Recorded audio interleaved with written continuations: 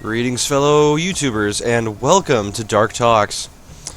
Holy moly, Bandicam does not like the Binding of Isaac. My. There we go. Okay. So yes, welcome, fellow YouTubers, to Dark Talks, the hopefully weekly channel update where I just talk about the channel and what's been going on with it. And this week was kind of a milestone. It's the first week I've been doing a Let's Play series, and I think it's been going fantastically, all things considered, considering how small my channel is. And I just want to say, I want to have a big thank you because currently right now I'm at 220 subscribers. I've gained like 100 subscribers, I think, in the last week, and that's incredible. So I want to thank you to everyone who's been a part of that, and to everybody who watches this video.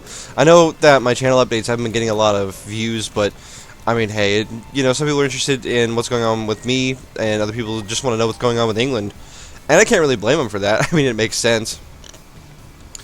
But anyway, yeah, I'm just super excited for having gotten 200 subs, or 220 subs now, basically. And I think that's fantastic. So yeah, thank you everyone for being a part of that. So the first thing I want to talk about is, in addition to getting 200 subs, this week I also got my first, truly negative comment on a video. Like, one that was specifically aimed at me. And I don't want to call out the person who said this, because I don't think it's very mature to, be specific. I just wanted to say, basically, he got on one of my videos, and a lot of people disagreed, and rightfully so, with my decision to not rob France of all their worldly possessions, basically. And this particular gentleman was really unhappy with that, and as a result, he basically questioned everything that I did, and essentially called my videos nightmare fuel, if you can believe that. And I just want to say, that kind of stuff, it doesn't faze me, it doesn't bother me. But what I will say is, I want to be the kind of YouTuber who fosters an environment where you can freely express yourself and say what's on your mind. But I would also say that, I don't think saying hateful things and saying things that are just deliberately mean for the sake of hurting someone's feelings, basically, to put it as simply as I can. I don't think that's very productive. I don't think it gets a lot done, especially when a lot of other people in the video had already said, hey, you should have taken France's money, and I realized that after the video. I'm like, yeah, it's something that when I was recording, I forgot to do. I was caught up in the moment. I was super excited that we were beating France in the first place, because I admit that it was kind of a gamble that ended up turning out really well. So there's always a better way to say something, and even if you want to be critical, that's fine. And everybody had a right to be critical of my decision in that situation. Just don't make it personal, right? Everyone makes mistakes, and if you want somebody to be better at a game, teach them how to be better. Don't just be mean about it, basically, is what I'm trying to get at. Anyway, that's kind of just a preachy rant, and but it's the kind of thing I want. I want that kind of attitude on my channel. Let's not just play games, but learn games together. Because if I'm making a mistake, and I consider myself a decent player at the game, then other people watching might be making similar mistakes, and they're going to learn. If you put that in the video, or if you put that in the comments, and they read the comments and they see that, and and if I start playing like that, other people that are watching are going to see that as well. Even though EU4 has been out for a long time, I don't subscribe to the idea that that it's a game that everybody is necessarily great at, because I still see people in the forums who struggle with the Ottomans, like it's their first game, and they don't really know what they're doing, and they struggle, and some people just kind of laugh at them. It's like, oh, how do you do bad as the Ottomans? And for a long time, I had the same kind of opinion and elitism, and after being on the forums for a while, it was actually being on the forums that made me realize this. But when you do that, it makes people not want to play the game, and it really hurts. It can really hurt someone's ego too, or at the very least just make them belligerent, and then nothing gets really accomplished in the video. So that's all I wanted to say about negativity. Is I am open to criticism all the time. You can say what's on your mind on my channel. Just I would ask politely in this situation that you please try to make it useful feedback for me. But apart from that, what else do I want to talk about today? Oh, well, I am diligently working on the next top 10 video. I have the topic set. I don't have the script written yet, though. And I'm going to be working on that over the next couple of days. And then hopefully I will be rolling that out before too long here. And I don't want to give it completely away for those of you who are watching this.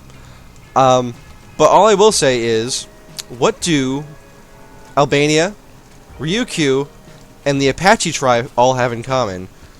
Some of you are going to be like, "Oh, it's the best nation list," and you might be right. You might just be right. These may actually be the best nations, but you'll just have to wait and see, won't you? After that, some people have been asking. One person in particular was vocal about this. For longer episodes. People want longer than 20-minute episodes.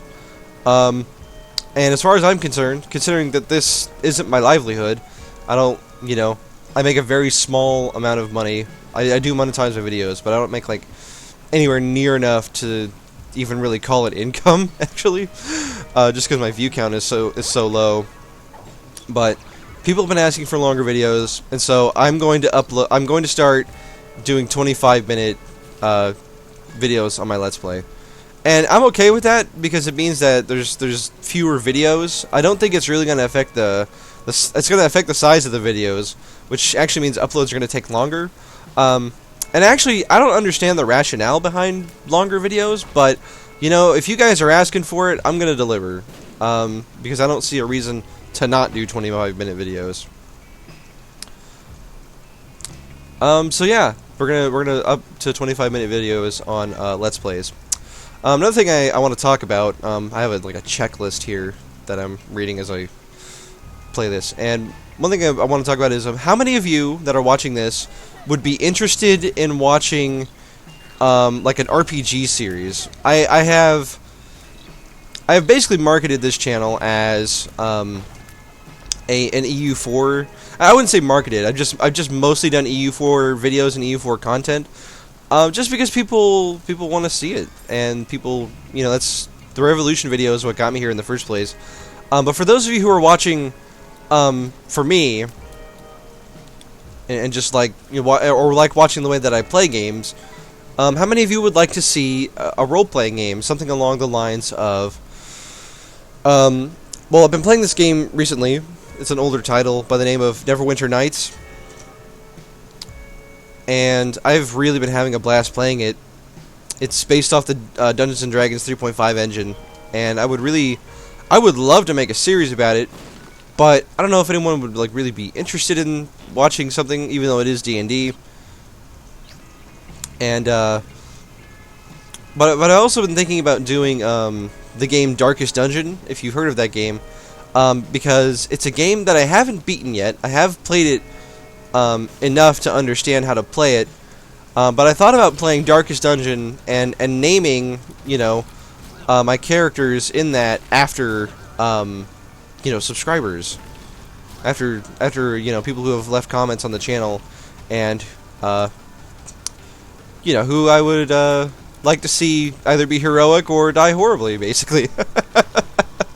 So let me know your thoughts on that, because I would definitely be happy to do a series like that. I just want to know if if anyone is interested in watching something like that. And the last thing I want to talk about, it doesn't have to do with the channel, but it is something I want to give an opinion on. We can't even use this, and it has to do with Civ 6, because I feel like this is something that's going to come up when it comes out, and I kind of want to address it a little bit here, but I want to give my opinion on Civ 6. So, I want to look at Firaxis's recent track record. The last 3 games that they've put out have been XCOM 2, Civ Beyond Earth, and Civ 5. I believe in that order from newest to oldest. Now, Civ 5 was a good game. However, Civ 5 was also a simplified game, and that's not necessarily a bad thing. Obviously, some elements of like for Hearts of Iron 4, for example, a lot of things were streamlined in Hearts of Iron 4 to make it more accessible to people. And I think Hearts of Iron 4 is a better game for it. I think, and that's going to be a controversial opinion, of course. Not everybody's going to agree with me on that. But I felt that Hearts of Iron 4 is a much more accessible game, and I think that makes it better. Because the time I spent learning how to play it wasn't very long, which meant that I enjoyed the game a lot quicker than I enjoyed Hearts of Iron 3. What I will say, though, is that presently I have more time in Hearts of Iron 3 than I have in Hearts of Iron 4. Now, that may be because I played Hearts of Iron 3 first, and so the whole World War II feeling is already there.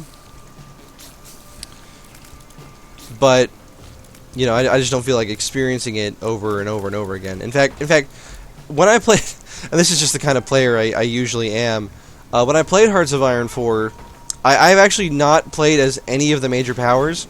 I've only played as minor nations. And the reason for that is I just don't find big nations in these Paradox strategy games to be all that interesting. Usually, I'm actually having a blast with England, though. I want to say, but the difference is in Hearts of Iron, especially with the AI the way it is right now. Playing as a big nation just seems like it would be way too easy. Like, even playing France, it should be like in Hearts of Iron 3, playing as France was a suicide mission, basically. It was extremely hard, and if you won, it felt like a huge accomplishment just because it was so difficult. But in Hearts of Iron 4, because I would say, I don't want to, there are a lot of ways I could word this, but basically because the AI is bad, first of all, but also because the game is more forgiving, basically winning as France against Germany, if you do the historical route, is a lot easier. And so to me, the fun of Hearts of Iron 4 is doing the ahistorical, doing the things that didn't happen, basically. So I don't know. That's part of the reason I haven't played. I haven't done a Hearts of Iron 4 video yet, is because I haven't really played the game enough to make like a solid guide on it, because I'm waiting for them to basically spice things up a little bit and put the game where it needs to be. Because I mean, I won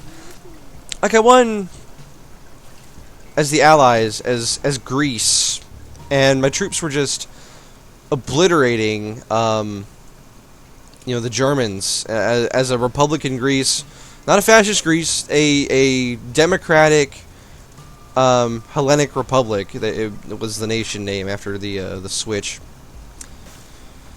And I don't know. I'm waiting for them to make the game more challenging so that the game is where it needs to be to make it interesting. From my perspective, I know that a lot of people want to watch it, and a lot of people would love to even watch a Germany Let's Play, because a lot of people like Germany, and a lot of people like the Ottomans in EU4, and that's fine. I think people are certainly, definitely allowed to do that. I don't think there's a reason that you shouldn't be allowed to like nations that are actually good. But that's just not the kind of, those aren't the nations I like to play, personally. I like to play tougher nations. I like the challenge of it, basically. But anyway, where I was going with this in relation to Civ 6 is that Civ has also been streamlining, and by comparison, even to Hearts of Iron 4, right now, I felt that Civ 5 was just, it's an extremely easy game to get into, and it's not a particularly difficult game to master as far as strategy games go. I have about 200 hours in the game, and I don't think I play all that much better or worse than people who have like 1,000 or 3,000 hours in the game, barring some of the mods later that would fix the difficulty. But like, yeah, personally, I don't feel like it's really all that difficult. So, and that's a concern I have with Civ 6, is they're basically just following along that path. And I don't know if it's really going to be a game I'm interested in, because the game for me was Civ 4. And the reason I like Civ 4 is that every nation felt like it had a purpose, right? Like you played a nation and you're like, okay, I can do a few strategies as this nation. And in Civ 5, it didn't really feel like the nations were unique enough. It didn't feel like they were, there was reason enough to pick a specific nation over another. And that was a problem for me. That was a kind of a turnoff. Like, after a while, I realized like I can do any strategy as any nation. So why does it matter who I play, except to min-max and pick a nation that actually is useful in every situation? Nations like Russia, for example, in Civ. So that was a concern I had with it. I haven't seen how leaders are in Civ 5 or Civ 6 yet, but from what I have seen, like, they've taken away some of the like the macro elements of it. They've taken away workers, for example. Like, you don't build workers anymore. You build these things called builders, so that basically you don't have like a bunch of workers walking around building tile improvements anymore. You build the occasional builder who builds a tile improvement every once in a while instead. And I understand that most of the time you would automate the workers anyway, like especially near the late game, but at the same time, like, it's a part of the game, and it's an element of strategy that you need to improve tiles in order to make your Civ work. And there were strategies that really revolved around that, I felt, that just won't be there. Another thing that I was really like confused by is, like, the only way you can build roads in Civ 6 so far that they've announced is by doing trade routes. And I don't see the point of that, right? Like from a mechanical perspective, why can you only build roads with trade routes? Because that means the only way to build roads in between your own cities is to build, trade routes. And what if you don't have enough? Like, what if they use the same caravan system from Civ 5, and that becomes an issue where, like, basically, you can't, you're not able to do that because you don't have enough trade routes, and so your cities are just left without trade routes for time immemorial. Not to mention, and I'm going a little bit off what the YouTuber Quill18 was talking about. This is where I've gotten most of my information, apart from what I've read from PC Gamer. But he was saying that there was a strategy where basically you would build a trade route to someone you planned on conquering. And I don't know about you, but that just seems silly. But from a strategic angle, like, it makes sense. And I don't know. Civ is supposed to be, in my opinion, the gateway strategy game, or at least the gateway 4X, for people who are just completely unfamiliar with the genre, who care nothing about historical accuracy, who just want to have fun playing a strategy game. And Civ 5 accomplished that well, but I miss some of the complexity and specifically the choices from Civ 4 in terms of the uniqueness of nations. Because in Civ 5, all you really got were like maybe like one unique building, if you're lucky, and then some unique units. Which in Civ 5, if all you have are period specific units, I'm talking about specifically like a nation like Denmark, then like why even play the Civ, because they don't have any bonuses that last them through the entire game. That being said, it's I can give some really harsh criticisms of Civ 5 for being not as hardcore of a game, but that's not really what I'm criticizing about it. What I criticize is a lack of true choice when it comes to the strategic elements of the game. And I'm worried that Civ 6 is going to follow suit on that because of the success of Civ 5. And with XCOM 2, the way XCOM 2 was improved, admittedly, over Enemy Unknown, but also really simplified in certain aspects, which just kind of made me sad, honestly.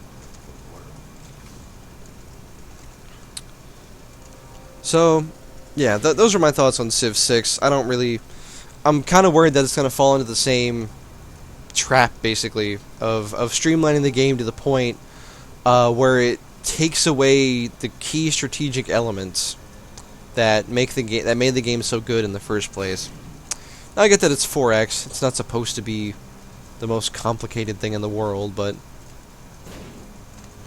anyway, that's going to wrap it up for this video. Thank you for watching. Again, let me know what you think of me doing an RPG series. I expect, quick responses from my council, and I'll see you on the next one.